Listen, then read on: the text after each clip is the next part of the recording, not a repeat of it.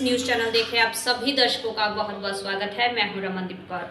इस वक्त की बड़ी खबर आ रही है प्रयागराज से। क्या है पूरा मामला, देखने के लिए बने रहिए हमारे साथ। यूपी एटीएस ने प्रयागराज के करैली इलाके में देर रात की छापेमारी देश विरोधी गतिविधियों में लिप्त आतंकी संगठन आईएसआईएस के समर्थक फैजान के तलाश में की छापेमारी। एटीएस ने फैजान पर 25,000 का इनाम घोषित किया है। हालांकि यूपी एटीएस को घर में फैजान बख्तियार नहीं मिला। यूपी एटीएस को करैली स्थित घर पर उसके पिता यूसुफ मिले, एडवोकेट। उन्होंने एटीएस को बताया कि फैजान 1.5 महीने से उनका कोई संपर्क नहीं। फैजान बख्तियार अलीगढ़ यूनिवर्सिटी में पढ़ता था, वहीं रहता था, तीनों बेटों में सबसे बड़ा था। इसके बाद आईएसआईएस के संपर्क में फैजान पढ़ाई के दौरान अब्दुल समद आए हैं।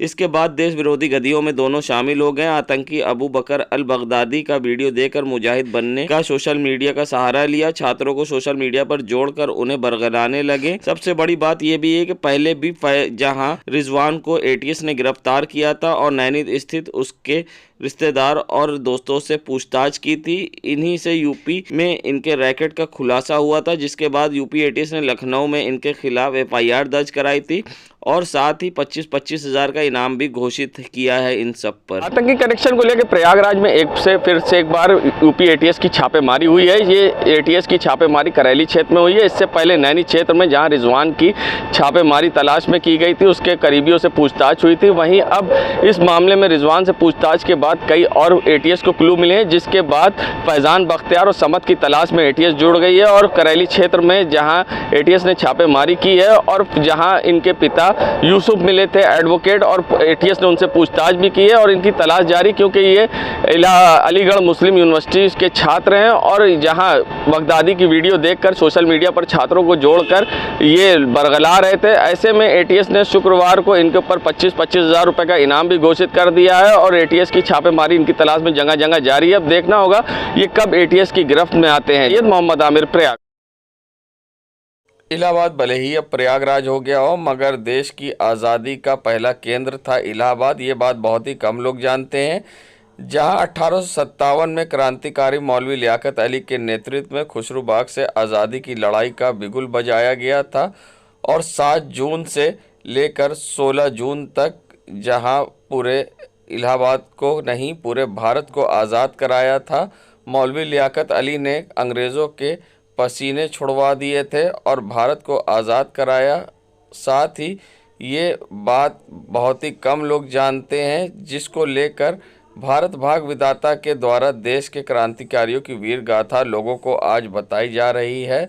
जगह जगह लोगों को इस कार्यक्रम करके जागरूक किया जा रहा है। वहीं उसी कड़ी में आज भारत भाग विधाता के तत्वाधान में 1857 के क्रांतिकारियों का मुख्यालय रहा खुसरूबाग में गौरव गाथा पट लगाई गई, जिसका अनावरण मुख्य अतिथि न्यायमूर्ति संजय कुमार सिंह के द्वारा किया गया। भारत भाग विधाता के संयोजक वीरेंद्र पाठक व कार्यक्रम में वरिष्ठ अतिथि शासकीय अधिवक्ता आशुतोष कुमार सण व जितेंद्र सिंह, अपर आयुक्त जीएसटी संघ। इस कार्यक्रम में कई समाज सेवी संगठन के लोग शामिल हुए। तो वहीं वीर क्रांतिकारियों की गाथा सुनने के लिए आम जनता भी इकट्ठा हुई और ऐसे में लोगों ने जाना कि किस तरह से खुसरूबाग से पहली आज़ादी की लड़ाई मौलवी लियाकत अली ने शुरू की थी और किस तरह से लोगों को बताया गया कि अंग्रेज़ों को किस तरह से पसीने छुड़वा कर भगा दिया गया था, जबकि अंग्रेज़ों के पास आधुनिक हथियार हुआ करता था, मगर हमारे क्रांतिकारियों के पास भाला, लाठी और इस तरह के हथियार होते थे, जिसके बावजूद अंग्रेज़ों के पसीने छुड़वा दिए थे और 10 दिन तक पूरे भारत को यहाँ से आज़ाद कराया गया था। जिन क्रांतिकारियों ने हमें आज़ादी दिलाई, आज हमारी युवा पीढ़ी उन्हीं के बारे में नहीं जानती है, जिसको लेकर भारत भाग विधाता नई युवा पीढ़ी को जागरूक कर रहा है और क्रांतिकारियों के बारे में बता रहा है। तो ऐसे में जहाँ आज कार्यक्रम में पहुँचे न्यायमूर्ति संजय कुमार सिंह ने अपने विचार रखे, तो शासकीय अधिवक्ता आशुतोष कुमार सण ने भी यहाँ क्रांतिकारियों के बारे में बताया और किस तरह से ये पूरा कार्यक्रम हुआ, इसके बारे में क्या कुछ कहना था भारत भाग विधाता के संयोजक वीरेंद्र पाठक का। आइए वो भी दिखाते हैं। श्री आशुतोष कुमार सण जी, भाई वीरेंद्र पाठक जी, जितेंद्र सिंह, आप सभी को सादर नमस्कार। भाई वीरेंद्र जी को और आशुतोष जी को सुनने के बाद मैं तो बहुत भावुक हो गया और मुझे लगता है कि हमारे पास कुछ कहने के लिए अब बचा ही नहीं। और तमाम ऐसी सूचनाएं जो भाई वीरेंद्र पाठक जी ने दी, और ये हमारा फेयर कन्फेशन है कि ये बहुत सी चीज़ें हम लोग को भी नहीं मालूम थी कि हमारे इलाहाबाद के शहीदों को कभी आगे प्रचारित प्रसारित नहीं किया गया। और ये भारत बाग विधाता जो संस्था है, जैसा कि मुझे बताया गया और पता भी चला कि करीब 1 दशक से इन गुमनाम शहीदों को खोजने और उनको उनका सम्मान दिलाने के लिए प्रयासरत है और हर संभव कदम उठा रही है, जो कि हमारी पीढ़ी के लिए और आने वाली पीढ़ियों के लिए बहुत ही ज़रूरी है। क्योंकि बड़े बड़े नाम जो स्वतंत्रता संग्राम सेनानी क्रांतिकारी थे, उन सब के बारे में तो सब लोग को मालूम है, लेकिन हम लोग इलाहाबाद में रह करके और जिन्होंने इलाहाबाद को सबसे पहले हिंदुस्तान में आज़ाद कराया 10 दिन के लिए, उनको हम लोग भूल गए। और क्योंकि उस समय की मीडिया ने भी, अंग्रेज़ों ने भी और कभी इन चीज़ों को आगे नहीं आने दिया।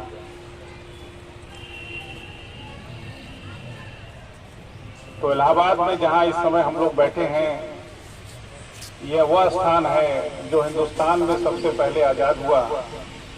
7 जून 1857 से लेकर के 16 जून 1857 तक यहाँ पर भारतीयों का शासन था। और इस चीज को हासिल करने के लिए कितने लोगों ने अपनी कुर्बानी दी।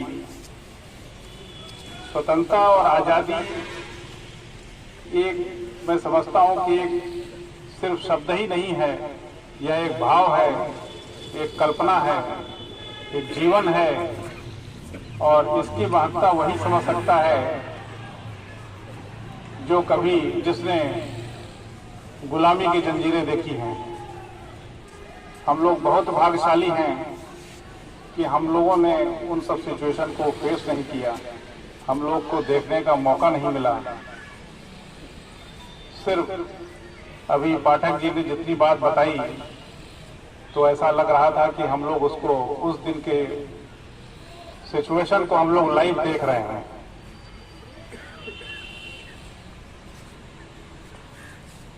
और मुझे तो लगता है कि सबसे बहुमूल्य भेंट पाठक जी ने इलाहाबाद के लोगों को अभी हाल में ये क्रांतिकारी बलिदान की पूरी गाथा लिखकर इस पुस्तक को भेंट किया है, जिसका नाम प्रयाग से प्रयागराज तक है।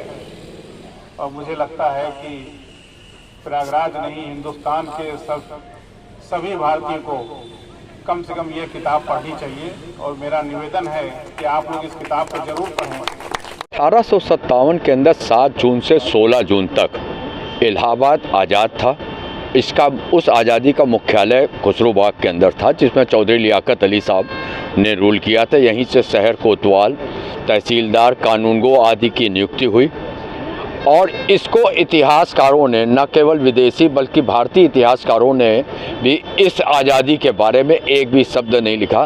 तो हम ये चाहते थे कि हमारी आने वाली पीढ़ी और वर्तमान पीढ़ी ये जाने कि हमारे पूर्वजों ने उस समय कैसे हम लोग को 10 दिन तक आज़ाद रखा था, जबकि उस युद्ध को हम लोगों ने हसिया, तलवार, भाला, बर्छी से ही लड़ा था, जिनके पास जबकि अंग्रेज़ों के पास तोप, बंदूक आदि सब थी। सर, जिस तरह से शहीद आज भी गुमनाम है, उनको किस तरह से नाम और उनको लोग तक पहुँचाने, उसमें भारत भाग्य विधाता के जो हमारे संयोजक हैं माननीय वीरेंद्र पाठक जी सतत लगे हुए हैं। हम भी उनके साथ जहां वो जो कहते हैं, हम एक पूरी टीम हम लोग लगे हुए हैं। और हम लोग खोज करके जैसे जैसे आ रहे तो एक एक विद्यालय में जाकर उसको पब्लिक को बता रहे हैं कि कम से कम वो अपने पूर्वजों के बारे में जाने कि उन्होंने किस प्रकार बलिदान किया कि आज हम और हमारी आने वाली पीढ़ी आज़ादी की सांस ले रही है। मैं आशुतोष कुमार सन।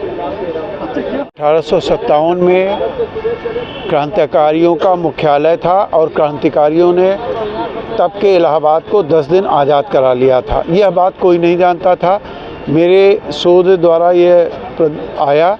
इसके बाद हम लोगों ने प्रयास किया कि यहाँ एक पट्ट लगे जिससे ये बात सब लोग जान सकें कि इलाहाबाद 10 दिन तक आज़ाद था, जो वर्तमान में प्रयागराज है। इसकी पहली आज़ादी के लिए लोगों तक ये बात पहुँचे, यहाँ पर एक आज पट लगाया गया है। श्री संजय कुमार सिंह जो हाई कोर्ट के न्यायमूर्ति हैं, उन्होंने इसका अनावरण किया है। साथ में श्री आशुतोष सन जो शासकीय अधिवक्ता हैं, ये भी उपस्थित थे। जितेंद्र सिंह जो CGST थे, ये भी थे।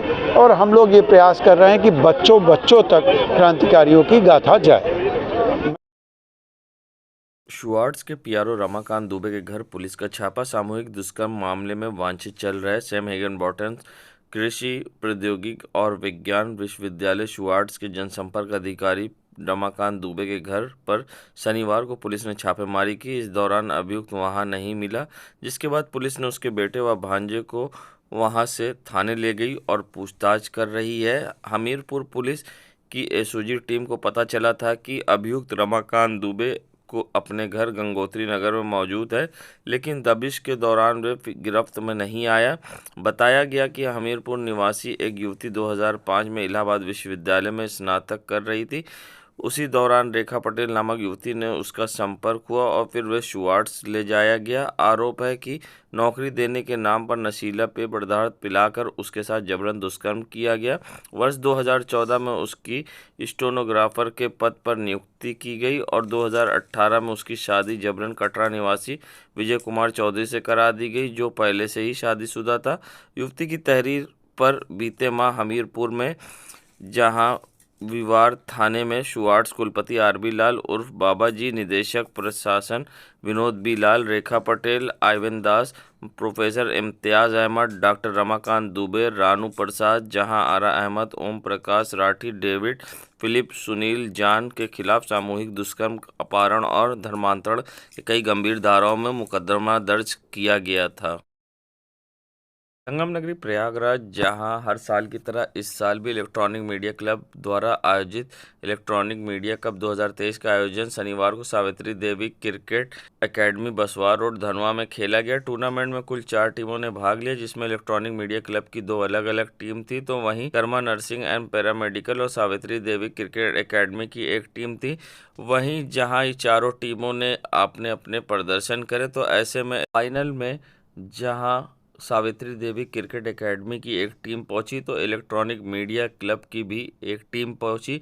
वहीं सावित्री देवी एकेडमी की टीम ने इलेक्ट्रॉनिक मीडिया की टीम को करीब 150 रन से हराया और साथ ही अपने नाम कप किया। वहीं इस टूर्नामेंट में जहां मुख्य अतिथि के तौर पर DCP यमुनानगर अभिनव त्यागी शामिल हुए, तो वहीं विशेष अतिथि के तौर पर जहां ब्लॉक प्रमुख अनिल पटेल शामिल हुए, तो वहीं किन्नर अखाड़े की महामंडलेश्वर कौशल्यानंद गिरी भी इस आयोजन में शामिल हुई। वहीं DCP यमुनानगर अभिनव त्यागी ने बल्लेबाजी कर मैच का समापन किया, जहां सुबह ब्लॉक प्रमुख अनिल पटेल ने बल्लेबाजी करके मैच का शुभारंभ किया था। वहीं विधायक पीयूष रंजन निषाद समेत कई समाज सेवी और विधायक मौजूद रहे और कार्यक्रम में शामिल होकर खिलाड़ियों के हौसला अफजाई की। श्री कृष्ण जन्मभूमि पर जहां फैसला आने वाला है कल, तो वहीं इसको लेकर श्री कृष्ण जन्मभूमि के अध्यक्ष व मुख्यवादी अपने अधिवक्ता के माध्यम से डबल बेंच में एक कैविएट इलाहाबाद हाई कोर्ट में दाखिल की है। साथ ही उन्होंने मुस्लिम पक्ष पर बड़ा निशाना भी साधा है। कहा है कि वो लगातार न्यायालय के खिलाफ बोल रहे हैं और अपमानित कर रहे हैं। ऐसे में उन्होंने आशुतोष पांडे ने क्या कुछ कहा है इस पूरे मामले पर प्रेस वार्ता करते हुए, आइए दिखाते हैं क्या कुछ कहा है उन्होंने। न्यायालय जो भी फैसला देगा हम लोग बड़ा स्वागत करेंगे और माननीय न्यायालय के आदेशों का पालन हर तरह से करेंगे। हम उन लोगों से तरह नहीं है जो हैदराबाद में बैठकर तरह तरह की बातें बोल रहे हैं, न्यायालय को ही अपमानित कर रहे हैं। ये हमारा देश संविधान का देश है, हमारा सनातन धर्म इसको पूरी तरह से मानता है और मानता रहेगा। माननीय न्यायालय से अभी 18 तारीख को रखेंगे, माननीय न्यायालय इसको जल्द से जल्द इस सर्वे को कराए और एक एक तथ्य जो वहाँ हमारे पत्थरों पर लिखे हैं, जो हमारे गवाही दे रहे हैं चिल्ला चिल्लाकर, ओम नमो भगवते वासुदेवाय, कमल के निशान, हिंदू प्रतीक चिन्ह वहाँ विद्यमान है। अंतर ये है कि पत्थर पे कहीं ओम लिखा है तो उल्टा हो रहा है, पत्थर पे कहीं भगवत लिखा तो उल्टा हो रहा है। वो सब चीज क्योंकि इन्होंने जब मंदिर हमारा कहेंगे कहीं भी नहीं होगा, मथुरा के अंदर कैसे हो जाएगा? वहाँ मेरे प्रभु का जन्म हुआ है। और मैं यह उम्मीद करता हूँ कि यह भगवान श्री कृष्ण जन्मभूमि का पूरा संपूर्ण मथुरा ब्रज क्षेत्र है। यहाँ किसी प्रकार का ढांचा हम लोग तैयार नहीं होने देंगे। और हम ये नहीं कहते, यदि माननीय न्यायालय का जो आदेश होगा उसको मानेंगे। अयोध्या तो अब हुई हमारी, अब है मथुरा की बारी। इस संदेश के साथ जन जन तक अपनी बात को लेके जाएंगे और न्यायालय का जो आदेश होगा उसको मानेंगे। माता शाकुंभरी पीठाधीश्वर भृगुवंशी आशुतोष पांडे, मुख्यवादी श्री कृष्ण जन्मभूमि, बनाम साई मैचित ईदगाह। हाँ, राम जन्मभूमि मामले में कोर्ट का फैसला आने के बाद दूसरी जगह मस्जिद को सरकार ने 5 एकड़ ज़मीन दी थी, जिस पर कहा जा रहा था कि मक्का के इमाम आकर नींव रखेंगे मस्जिद की। वहीं अयोध्या में 22 तारीख को राम मंदिर की प्राण प्रतिष्ठा होनी है। उससे पहले एमआईएम के प्रदेश प्रवक्ता मोहम्मद फरहान का बड़ा बयान आया। उनका कहना है कि मस्जिद वहीं बन सकती है जिस ज़मीन को खरीदा गया हो, ना कि सरकार के द्वारा दान दी गई हो ज़मीन। वहाँ मस्जिद बन सकती है जो खरीद कर बनाई जा रही हो। वहीं एमआईएम के प्रवक्ता का मांग है कि ज़मीन पर मूक बधिर के लिए विश्वविद्यालय बने। इमाम को वहाँ पर विश्वविद्यालय की नींव रखनी चाहिए, ना कि मस्जिद की। और ऐसे में उनका क्या कुछ कहना है इस पूरे मामले पर, आइए दिखाते हैं। देखिए,